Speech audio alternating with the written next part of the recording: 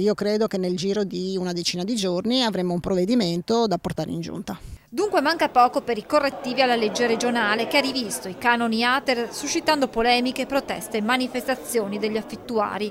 Lo scorso 30 settembre i 7 nuclei tecnici, uno per ogni provincia, hanno terminato di visionare 5.000 casi. Da questi 5.000 casi stanno predisponendo oggi una griglia di correttivi, di modifiche che poi verranno sottoposte al tavolo di monitoraggio previsto in legge, in cui siedono anche i sindacati, i comuni, oltre alle ATER. I correttivi riguarderanno soprattutto anziani e disabili, cercando appunto di salvaguardare quelle persone che comunque hanno la pensione sociale, hanno messo via un po' di soldi e oggi in base al criterio dei 20.000 euro di ISEE avrebbero delle difficoltà a mantenere l'alloggio. La Regione è al lavoro anche su altri parametri come quello del TFR o di eventuali rimborsi assicurativi che in alcuni casi hanno provocato un aumento sostanziale dei canoni d'affitto. I correttivi, spiega l'assessore Lanzarin, sono una risposta agli inquilini più fragili da un lato e dall'altro a coloro che sono in attesa di un alloggio popolare. 14.000 in graduatoria veneti, quindi insomma persone che aspettano e che sono sotto la soglia dei 20.000, la soglia di accesso.